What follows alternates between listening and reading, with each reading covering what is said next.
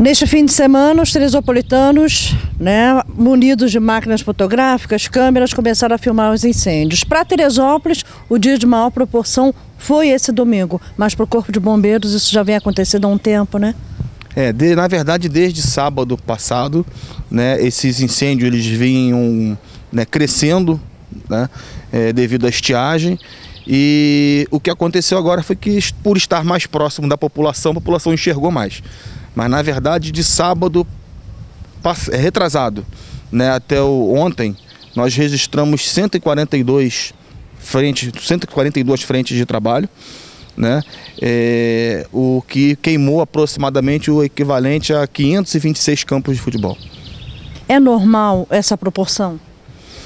Olha, de certa forma sim, porque os incêndios que acometeram esse ano, eles estavam em locais de muito difícil acesso, o que dificultava e até impedia a nossa chegada, e até o emprego de outros recursos, como aeronaves, porque os pontos de captação eram mais distantes. Então era mais um trabalho mesmo braçal, um trabalho árduo, onde o bombeiro é que vai de ponto em ponto, de local em local, trabalhando. Nesse incêndio que aconteceu, aí a gente já não fala mais só no domingo, a gente fala desde o início desse evento todo. Casas foram colocadas em risco, ficaram em pontos de risco? Em alguns momentos, sim. E aí que a gente sempre orientava, a gente ia, visualizava, conversava com as pessoas, olha, não tem como combater, não temos como acessar, se chegar até aquele limite você pode ficar tranquilo, se passar desse limite você nos avisa. Em alguns casos a gente foi avisado e retornávamos, e aí nós fazíamos a proteção daquelas casas. Ao longo desse caminho, vários animais mortos. Na verdade não dá para precisar isso, porque não foi efetivamente enxergado.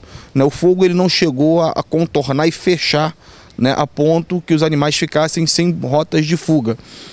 O fogo, todos esses focos de incêndio, eles estavam consumindo as matas e a vegetação de forma linear, o que permitia que os animais, por algum trecho, por algum percurso, por alguma trilha, eles se evadissem. Não chegou ao nosso conhecimento e não foi visualizado, até porque também não era a nossa preocupação naquele momento procurar isso, mas em outras situações a gente sempre enxerga, mas não enxergamos nenhum animal morto, carbonizado em nenhuma das ocorrências ao longo desses últimos 8 dias. Agora, desde o início, o senhor tem informação desse incêndio ter começado de forma criminosa?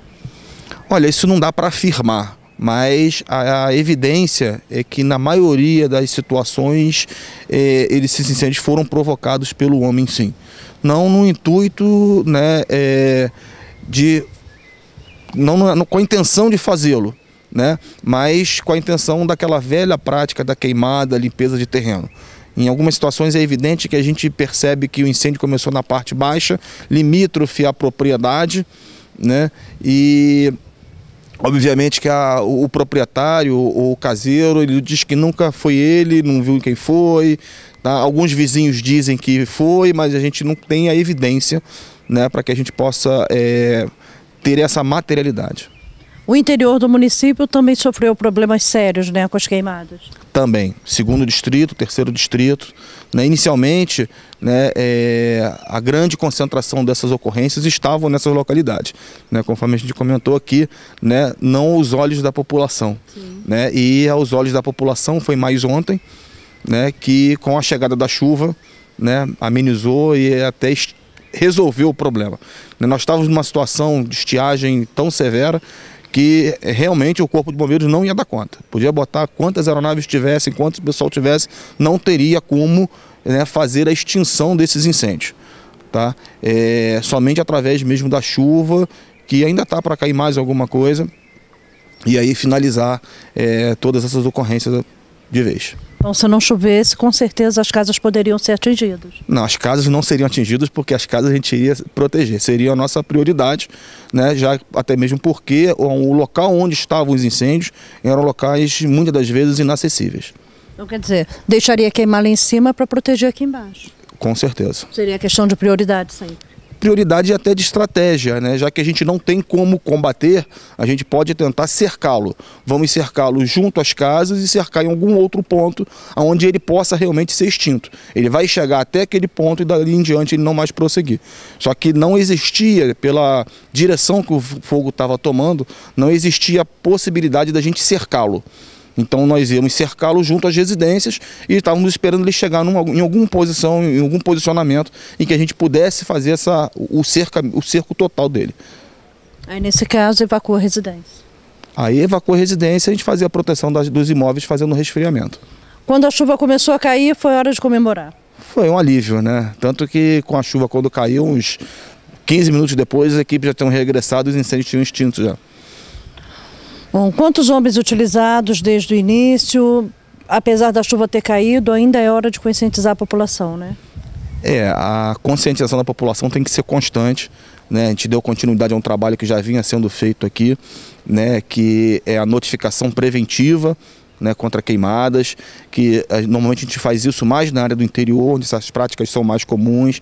A gente visita os imóveis, os proprietários, os caseiros, né, conversando, explicando, fazendo com que ele entenda o risco e não pratique mais esse hábito de fazer limpeza de terreno com queima.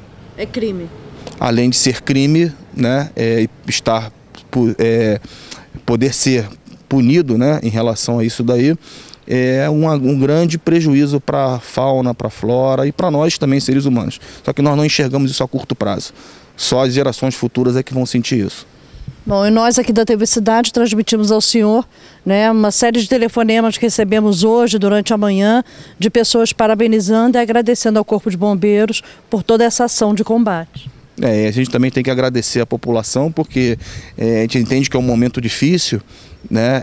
Todos tentam ligar, né, nos comunicando, nos avisando, alguns mais desesperados, né, entendemos, é natural, e a gente sempre orientando e pedindo a eles calma, que retorne se a situação ficar mais crítica, porque a gente, em situações como essa, a gente trabalha por prioridades, né? E a gente vem ao longo desses 8 dias aí trabalhando em situações assim, priorizando o que realmente é mais importante, né? E nós tínhamos aqui, conforme você tinha perguntado anteriormente, nós estávamos trabalhando em torno de 30 militares por dia, né? E ontem, um pouco antes da chuva, eu tinha havido pedir um reforço, que havia chegado mais 15, mas não foi nem preciso utilizá-los, porque com a chegada da chuva eles só vieram pernoitar em Teresópolis.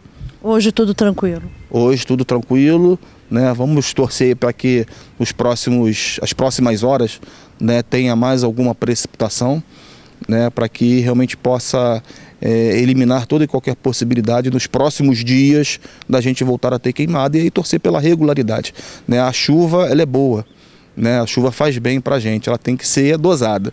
O problema é que nesse período de estiagem a gente torce para chover e quando chega no período das chuvas a gente torce para não chover, né? Porque aí também chove, não que chova muito, mas chove muito desigual. E aí vai um alerta, todas essas regiões que foram afetadas, né, por queimadas próximas à residência são locais agora mais vulneráveis a deslizamento e escorregamento de terra. Então os proprietários têm que ficar atentos, né, procurar fazer uma análise, visualizar, pedir o apoio, se for o caso, da Defesa Civil, né, que tem pessoas lá com um pouco mais de experiência nessa área daí, para poder ver se os imóveis vão apresentar qualquer tipo de risco, né, quando chegar o período de chuvas. Ok, muito obrigado ao senhor e parabéns em nome de toda a equipe da TV Cidade. Obrigado e nós estamos à disposição do que vocês precisarem. Podem contar conosco também.